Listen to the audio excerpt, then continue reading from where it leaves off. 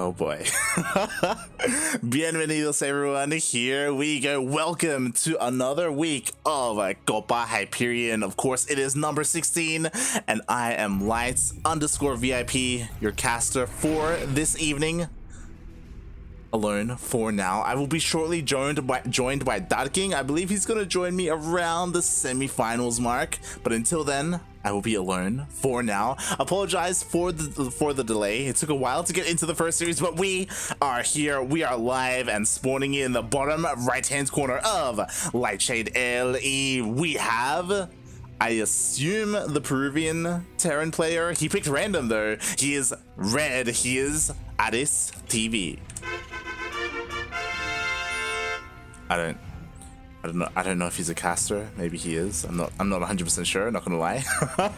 But spawning in the top left hand corner of Lightshade LE. This is not Destroyer TT, who you may be familiar with, the Peruvian Protoss player, but instead we have the Terran. He is blue. It is Destroyer.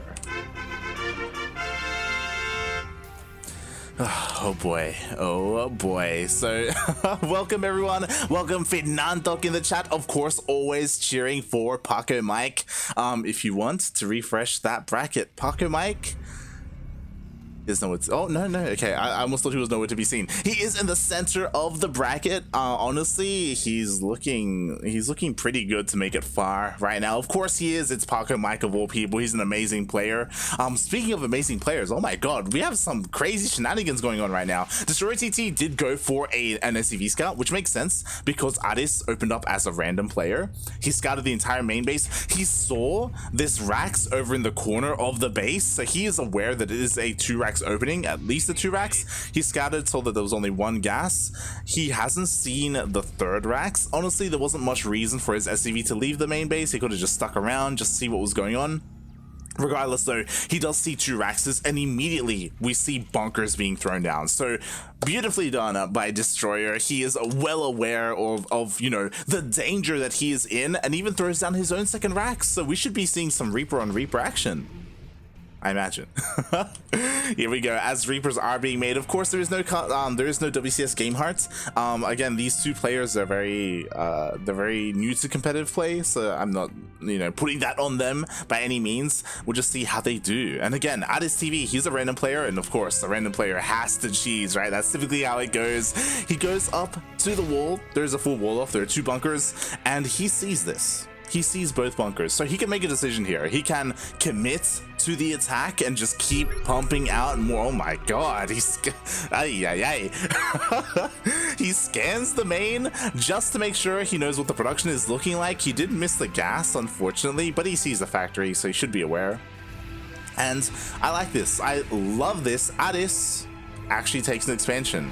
This is such a good play. I love this just because it shows how fluid he is. You know, he's not stubborn. Just because he opened up with a very cheesy opening, he doesn't overcommit to it, so he's willing to be able to adapt. He takes his natural, and now it's on Destroyer. Destroyer has no idea. He's also supply blocked right now. But Destroyer, he has no vision. For all he knows, that there is still an all incoming. He committed to 2 bunkers. He's still making more units. He's making a starport. And finally, we see a scan. He scans the main. He sees all the add-ons, and he sees the tech lab researching. That should tell him that, hey, I have some time. He's working on a larger army. He's working on upgrades. Unfortunately, he didn't scan the natural, so he doesn't know that Arris is taking another base. And that is crucial information for Destroyer right now. He needs to know what is going on. He could have pieced things together just because of all the add-ons and because of all the tech, but I don't know if he could have read between the lines. It looks like he has. There we go. CC is on the way. What's important is that because he is staying on 1 base a little bit longer, he should be able to hit a little bit harder. He should be able to have like a bit of a more sophisticated army, and we see that coming to fruition. We have a Liberator on the way for Destroyer TT that's going to do wonders, harassing across the map, especially because there are only Marines. There we go. He does scan, he does see the natural, but that's pretty expensive. he spent 2 scans so far, whereas Arris only spent 1. So it's not really ideal. You need mules, especially in a mirror matchup like this where things are so close. Arris is slowly getting further and further ahead in terms of the worker counts, so it's on Destroyer TT to make something happen. And interestingly, I wasn't paying too much attention to the upgrade, but he's getting concussive shell. Huh. Odd. Odd choice. Especially because he's not making more Marauders. Even though he has double Tech Lab Raxes right now, he's pumping out nothing but Marines. It's such a shame because that concussive shell could have been combat shields. It could have been Stim. Stim could have been faster, he could have had combat shields, and he would have a much better army. Right now, honestly, that's kind of wasted resources going into concussive shell when there's only 1 Marauder. Like, it's not really ideal. Marauders are great when it comes to dealing with mech and tanks and breaking positions, but oh my god, another scan gets used. He's spending a lot of scans right now, and what's dangerous is that the drop is coming in. There are Marines here to meet the drop unintentionally, but these Marines are not going to be enough. Stim is available. Stim is available for both players. The tank is going to siege up, but there are 2 defensive tanks here for Destroyer, and he should be able to clean everything up. Beautifully done. He takes out all the Marines. Can he save the tank? He doesn't save the tank. It does go down, and Arris struggling right now. He went for a bit of a cheeky drop. Luckily, there were a couple of Marines in position. That wasn't the biggest of deals for Destroyer TT. Sorry, Destroyer. I keep wanting to say Destroyer TT. But it did give him enough time to respond, and he dealt with it beautifully. Meanwhile, another oh my god. Like, I appreciate that he wants to know what his opponent's doing, but at a certain point, like, you gotta calm down, mate. Like, it's just not worth it. So many resources are being wasted. Meanwhile, ooh, nice pick off. Never mind. Never mind. The move command, please. God damn it. Meanwhile, it does. Hold on, if I quickly check it.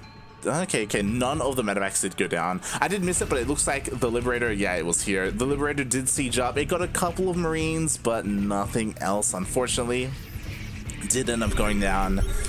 And oh my god, more scans. This time they scan each other, but what is he expecting to see here?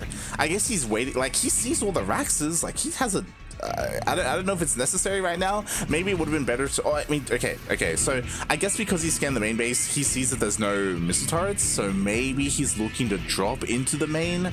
That could be something that he wants to work towards. There we go. We do have a drop going across the map. Kind of odd. It's not completely filled with Marines. We only have a couple of Marines going across the map. How much damage can really be done? I love this. Arris, he's getting ready for a drop. He's throwing down a supply depot, so he should have vision when the drop does come around, but the depot isn't done yet, so the drop will be able to just barely sneak past. Double drop even. I hope Destroyer realizes that there's another drop there. Oh, and this is within vision of Arris. So Arris, he sees he's got plenty of Marines, plenty of tanks. The tanks are not in an ideal position right now. They are overlapping each other. You know, we've got one in the natural, one on the high ground. There's none here covering the production, as the drop does land. He does take out the depot, and it does give Arris enough time to respond. Arris does have the upgraded advantage. He already has +1 attack, so Destroyer has to respect that. He's got to back off, and in the end, Arris is able to establish his third. Meanwhile, speaking of thirds, Destroyer is still quite a ways behind, still only halfway done. Oh boy. Meanwhile, welcome Tiger. Welcome Tiger to the stream, of course, with some beautiful Latin American StarCraft this morning or evening, depending on where you are, as we always have over the weekend. But Arris, he is pushing out. He's got 2 tanks, got a decent amount of Marines. Looks like he's gonna, I mean, the timing has come and gone, but he does have 1-1. Meanwhile, Destroyer still has 0-0 upgrades. He's working on +1, which is great, but he needs a little bit of time. He's supply blocked as well, and here we go. Arris lifts up everything, looking to just dive into the main base. There are a couple of tanks covering the production, which is honestly amazing by Destroyer, but he only has 2 Marines patrolling. Like, this drop is going to go in, and Destroyer needs to react and destroy his main army. It's at the third. Aye, aye, aye. Nicely done. The Vikings do pick off one of the medevacs with a couple of units within it. The Vikings should also stop this drop from even escaping. The Marines are diving on in. Can they get the tank? They get... Oh my god, they don't even get a tank! Oh god, the tank finally sieges up, but the damage was done. Arris traded incredibly well, even is able to escape with the tanks and with the Marines, with the medevacs as well. Unfortunately, Destroyer was a little bit too aggressive. He wasn't really controlling his Vikings as well as he could have, and he did lose both of them to the Marines. So because of that, it allows the medevacs to escape. I say escape. Destroyer could still try and hunt these down if Arris isn't careful, but Arris does manage to get away and he is expanding over to the north. I'm really curious if Arris has a main race. Again, he did play as random. Hold on, you know what? We have the technology. Let's look this up. Arris TV. Oh, his main race is Terran. Wow, and he does look like to be a Peruvian player. As he does play team games with a bunch of Peruvians. Just quickly looking at his profile right now. So interesting. He does seem to be around the Masters 3, Masters 2 level. And so far he's looking really good. He's pushing out. He has his Ravens now. It took him a while to get the Ravens. I'm a little bit surprised that Destroyer has neglected them. He's being so aggressive with so little, by the way. Like, what? He's got 5 Marines with his tanks. But luckily for him, there's not a lot here. Like, he can actually lay siege upon the 3rd base at the same time Arris is laying siege on the 3rd of Destroyer. There's so much here. Not just the tanks, but also this insane bio army. And what happened to the production of Destroyer? Like, it feels like his army is really stunted. And Arris doesn't keep going. He totally could have. There's a single tank up the ramp. He could have kept going, could have maybe ended the game, but instead he's forced back. And you know what? Because this was a planetary, Arris loses his 3rd base. Meanwhile, Destroyer... Okay, he lost his own. I thought he lifted it up. Never mind. Oh no, no, he got stuck. Oh god, the matrices, all the tanks go down. Oh god, Destroyer, he tried to go into the main, but was denied. Then he tried to back off, went into this random turret line. I kind of like it, to be honest. And everything got cleaned up. Now Arris can push out across the map. The 3rd is going down. The tanks are not sieged. They need to, and even if they do, there's still enough energy for more matrices, more disables. Okay, he scans. Ooh, he has a good eye on the army. He should be repositioning. There we go. The Marines are covering the tanks to the south. And now Destroyer has a Raven of his own. And now he can also Matrix or use an anti-armor missile. Yo, he's going for it. He wants it. Okay, backs up. I think maybe he could have sniped that tank. That tank has 1 HP. 1 HP! It's crazy. And because Arris has so much supply, he's getting ready to drop into the main base. And Destroyer, all of his attention is here outside the natural. He doesn't have the supply to spare to split up his army. Meanwhile, Arris, he is losing quite a bit here. He is slowly, getting picked away at. But at the same time, oh no, Destroyer's supply blocks. Feels bad, man. The supply block means no more production. Nothing is coming out for Destroyer. And this drop is dealing an insane... Oh my god, boys were pulled. Okay. And this is too much damage. Like, a bunch of Raxes are going down. Destroyer, he could split off some of his Marines to go into the main, but he's just so afraid. He's so afraid of this army, of it pouncing on top of his tanks. Oh my god. He's trying to be a little bit cheeky. Oh my god, he actually decides to dive in. Oh god, anti-armor missile is used. It actually hits everything. Oh no, he backs off. Oh, he totally could have fought that. Oh god. Loses all his Vikings in the process. I mean, he can still win the fight, to be honest. There's not a lot here. He does clean up, but at the same time, this drop in the main is doing so much damage. Arris pulling apart his opponent. Not just that, not neglecting his bases whatsoever. GG gets called. And Arris takes game number 1. Wow.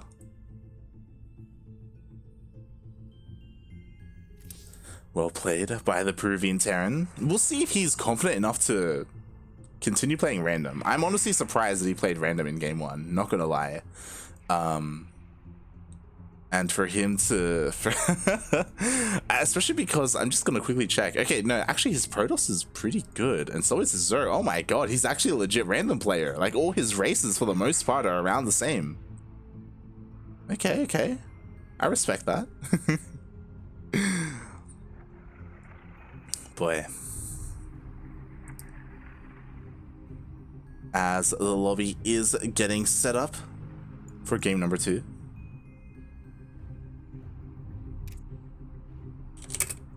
Just asking the players to send me an invite. Beautiful.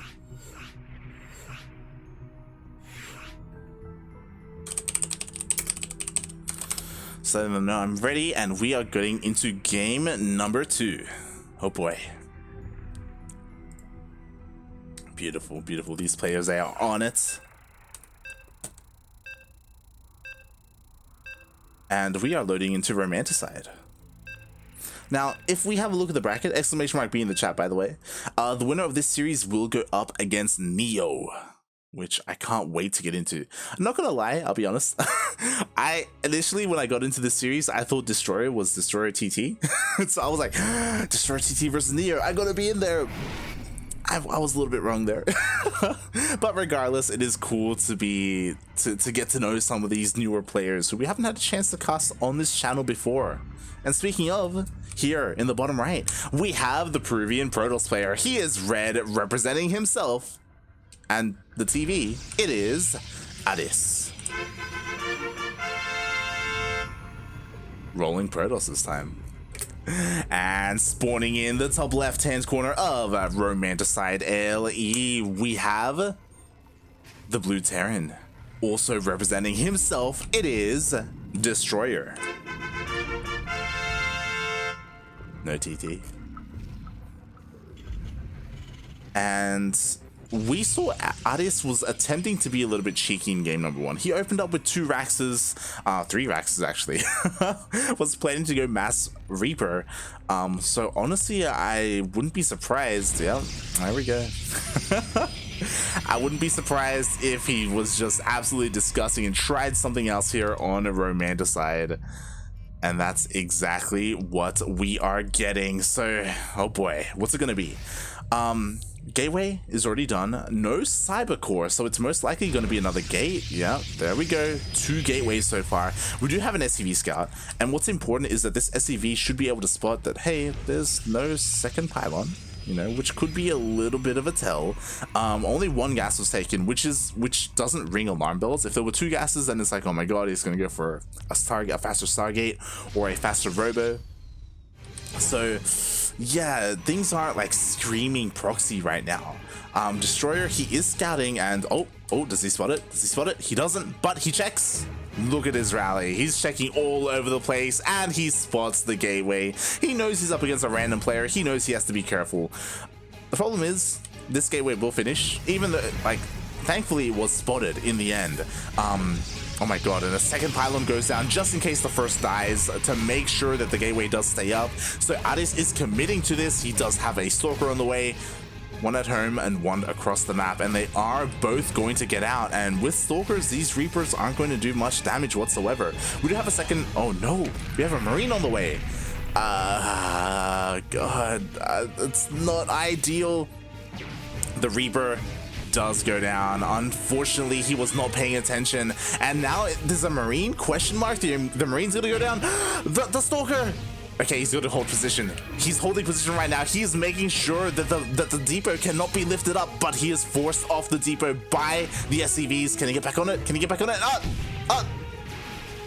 Okay, he started steps back. He just needs to buy time for the rest of his Stalker to come out. Meanwhile, I mean, there's an SCV just slowly picking away at the pylon. It doesn't really matter. I mean, it will go down. Pylon does stand strong.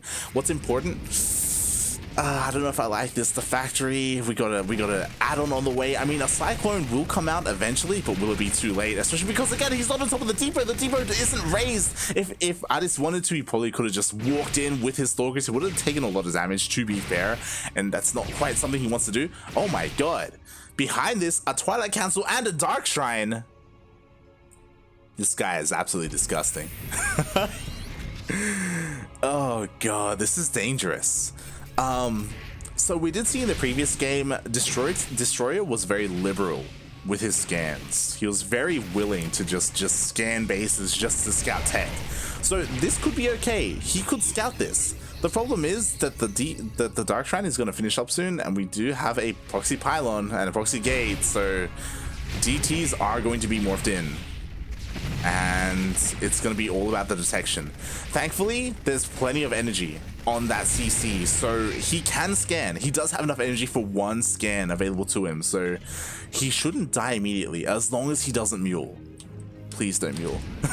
Please, don't do it. Don't do it. Oh god, here we go. DTs are being morphed in. We do have 2 DTs already. They are going to waddle. There is a full wall off, so they have to reveal themselves slowly chipping away at that wall. But come on, show us that scan. No, he mules. Oh no, puppy, please. And now the DTs are being split. GG. Ay ay ay.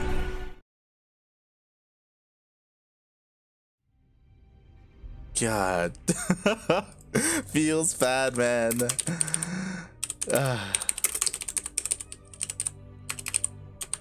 Feels bad, man. Arris does 2-0 Destroyer with his DTs. Oh god, he was backing up his energy. He could have scanned, but unfortunately was unable to. And Arris does move on to the next round.